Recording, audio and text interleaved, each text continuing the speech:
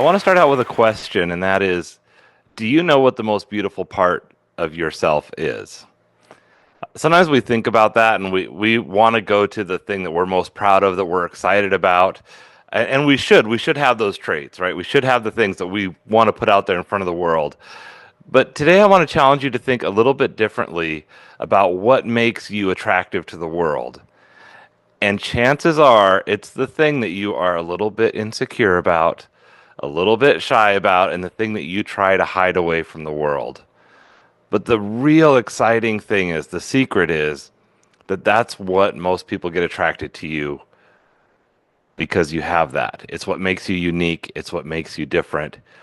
The sad part is we're usually the last ones to see it. Everyone around us can see the thing and then we're like, "Man, I love this about you. I love that about you. Why don't you let that shine a little bit more?" Have you ever had a situation where you have a skill or a talent and you didn't realize it's what you should be leaning into?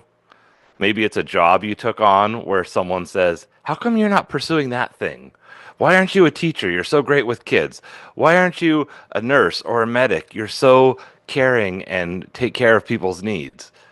Like, sometimes we don't see what we are really good at. Now, I have had this experience myself firsthand because when I was young, I didn't know what I wanted to do. Angela asked us earlier about what our dreams were. I knew things that I thought would be fun dreams, but I never saw those as a realistic career path for myself. I didn't see them as dreams that could come true. So I just kind of went along, you know, it, I went through life kind of just going through the motions. And I remember standing at an altar on a cold November day in 1996, not to date myself, but there I was, and I remember being excited because I was living the life I was supposed to be living. I was getting married, even though I knew I was gay, and I was living what I was supposed to be living, what I thought I wanted. I wanted to be living a normal life. I wanted to have a family. I wanted to have kids. And I didn't think that there was any other way to do it by being myself. So I followed the path of checking all the boxes, being with someone who I thought was the right person.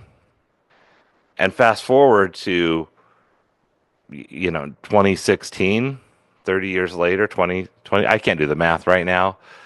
But after being in a relationship for 23 years, finding out that um, I was in another cold November day in my dining room with someone I'd been with for over 20 years, basically saying, "Well, I don't even know what you want. I'm not going to give you anything special for your birthday because I don't know what you want unless you tell me exactly." And I remember thinking, I'm in the wrong place. I want to be with someone who, after being together for this long, knows what I want. And I didn't understand at that moment that I had been in an abusive relationship. That I had been in an abusive relationship, not for that 20 years, but for 40 years, because it was an abusive relationship with myself.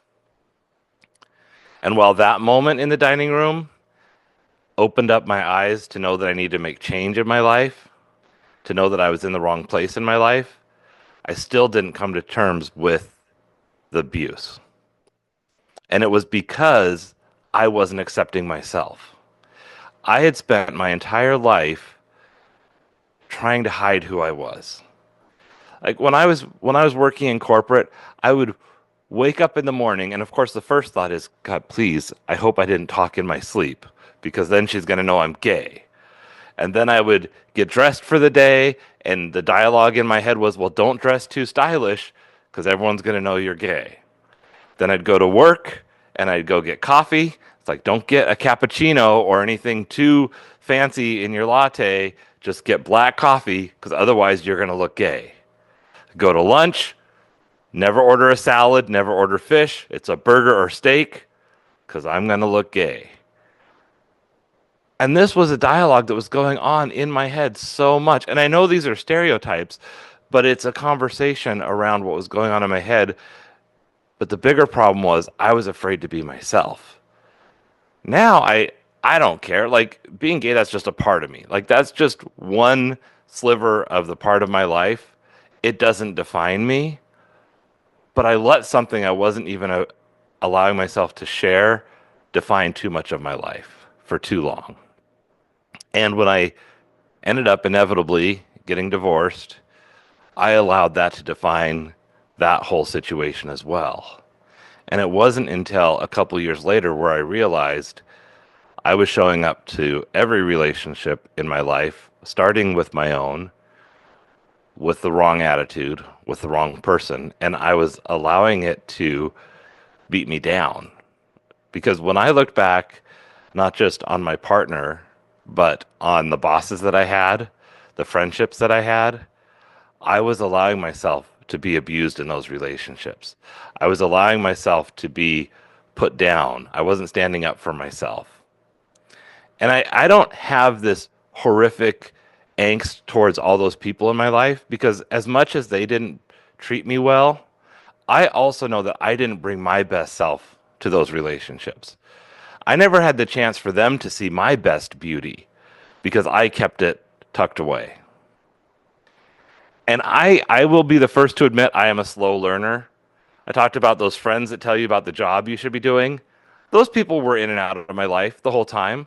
I had people knocking on my shoulder, tapping on my head, sometimes practically just hitting me across the face, being, "Why aren't you doing this thing? This is what you would be good at." But I couldn't see it because I couldn't get out of my own head to see that I had something valuable to bring to the world. And this is not meant to be a whole pity party. It's meant to help people understand that we have something inside of us that we're afraid to open up. I a lot of times say it might be something small. Maybe you like pineapple on pizza and you're surrounded by people who are very anti fruit on pizza. Or maybe you like black licorice and you're surrounded by black licorice haters. It doesn't matter what the thing is.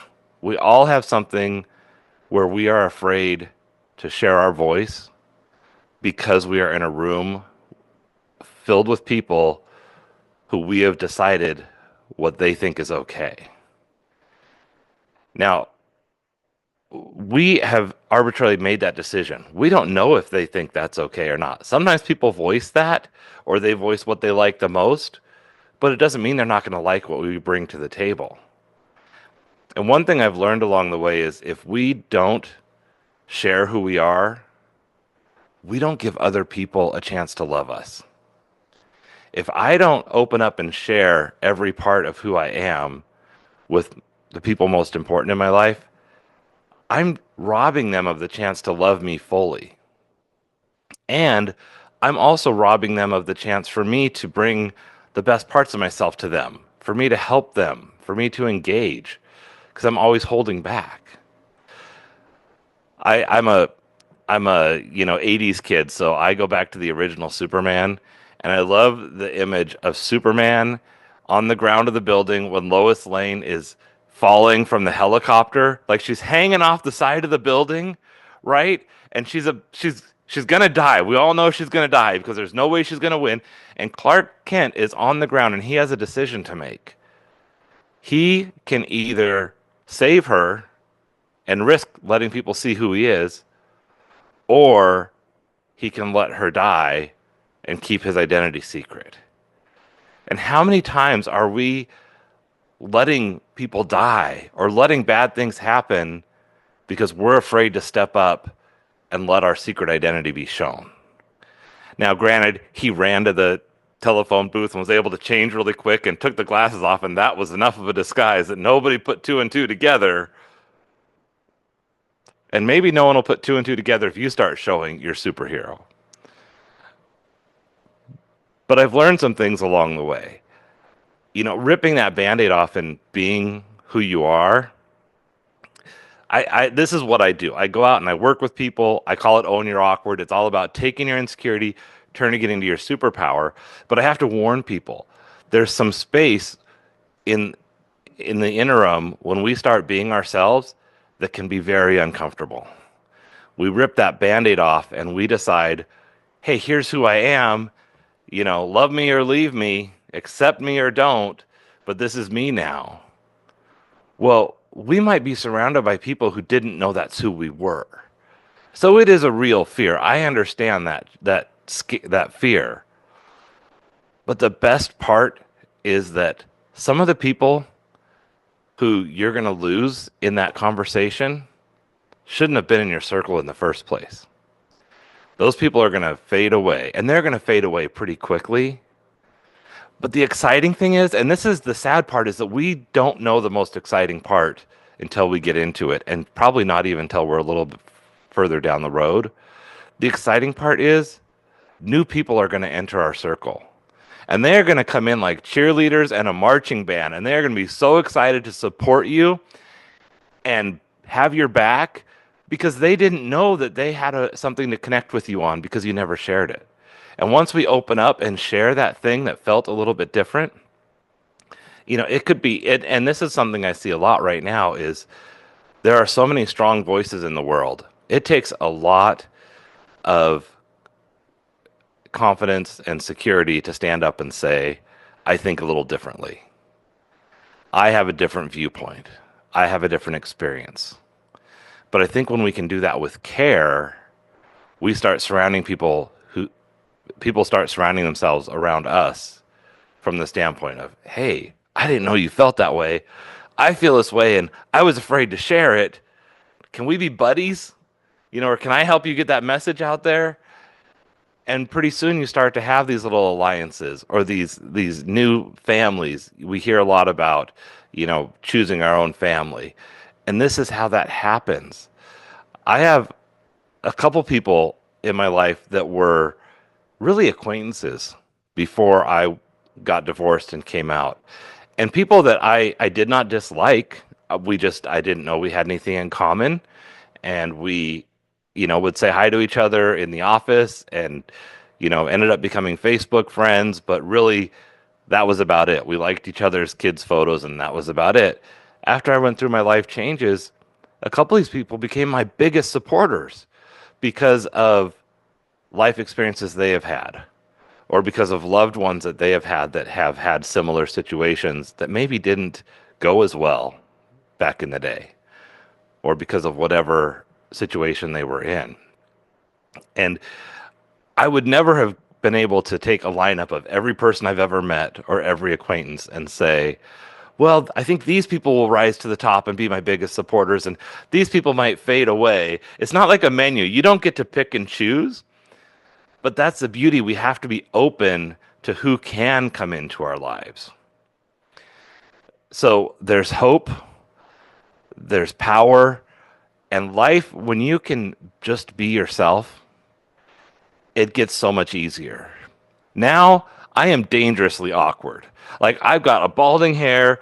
I just broke a tooth not too long ago. Like, I am so confident it's dangerous. I'm like in the bars hitting on fellas being like, hey, dude, you want some of this? And it is a little too much, but it's an easier life. I don't wake up in the morning going, oh my God, what's the world going to think of me? Oh my gosh, how's this going to go? Because all of that energy was taken away from me just living a good, happy life. Like, I don't want to live a 70% life with 30 or 40% of my energy being focused on how am I going to show up. I want all my energy being how can I love the people in my life the most? How can I love myself the most? And I still have a lot of work to do. Facing your awkward is just like facing your fears. You face one and something new rises to the top. So now I'm afraid of snakes, spiders, needles, heights. There's a list. I thought I was afraid of heights. I'm actually not afraid of heights. I'm just afraid of falling. So putting it in perspective, and actually not even afraid of falling as much as landing. So when we can break it down, be like, oh, that's the real issue. But when you stand out, when you share a little piece of you, you give the world a chance to love you. So I want to ask everybody today, what is something that maybe you felt a little bit awkward about, but that could be your superpower and your biggest beauty? And if that's a little hard or deep to self-analyze in the moment, Maybe think about someone in your life that you have seen the beauty that they didn't see themselves that you might want to share.